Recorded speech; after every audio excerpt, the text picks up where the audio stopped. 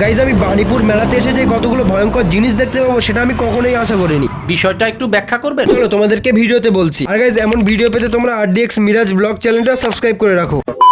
Actually guys হয়েছে কি, আমরা গেছিলাম আজকে বাণীপুর মেলাতে। তারপর মেলাতে এসে বেশ কতক্ষণ এদিক ওদিকে ঘোরাঘুরি করার পর আমাদের খিদেরায় আমরা চলে আসলাম একটা ফাস্টফুডের দোকান। আর গাইজ তোমরা হয়তো বলবে আমি আবার চলে এসেছি কিছু ফ্রিতে খেতে। না গাইজ, এটা মেলা, এখানে ধরতে পারলে হেভি কালার। যাই হোক, আমরা খাবারটা অর্ডার দিতেই তার কিছুক্ষণ পর চলে আসলো আমাদের খাবারটা। আর আমরা অর্ডার করেছিলাম 1 প্লেট মোগলাই, 2 প্লেট চাউমিন। আর আজকের খাবারগুলো দেখে মনে হচ্ছিল বিলটা বেশ ভালোই হবে, তাই ফটাফট সাঁটিয়ে পালিয়ে যাওয়ার প্ল্যান করছিলাম। তারপর দেখলাম আজকের বিলটা আমার ভাই দেবে, তাই জন্য আস্তে আস্তে মজা করতে করতে খাচ্ছিলাম। তো আমাদের পেট পুজোটা কমপ্লিট করে আমরা চলে আসলাম মেলার এই দিকটায়। আর গাইজ এখানে যে একসঙ্গে এতগুলো ভয়ঙ্কর জিনিস দেখতে পাবো আমি সেটা কখনোই ভাবতে পারিনি। গাইজ আমার কথা তোমাদের বিশ্বাস হচ্ছে না তো? এই নাও, তোমরা নিজের চোখেই দেখো। এই দেখো গাইজ, মানে এখানে কাঁচের বয়মে 1 মাস থেকে শুরু করে 9 মাসের বাচ্চা পর্যন্ত রেখে দেওয়া হয়েছে। আর এইদিকে দেখো নানা ধরনের জীবজন্তু, সাপ, এমনকি আমাদের মানব জাতির অনেক ধরনের পার্টস পত্র রাখা আছে। এই দেখো। আর গাইজ এগুলো দেখে ভয় পাওয়ার কিছু নেই, এগুলো শুধু মানুষজনদেরকে দেখানোর জন্য দেখা হয়েছে। কি বিশ্বাস হলো এবার আমি ঠিক বলছি? তো যাও এবার ফটাফট সাবস্ক্রাইব করো।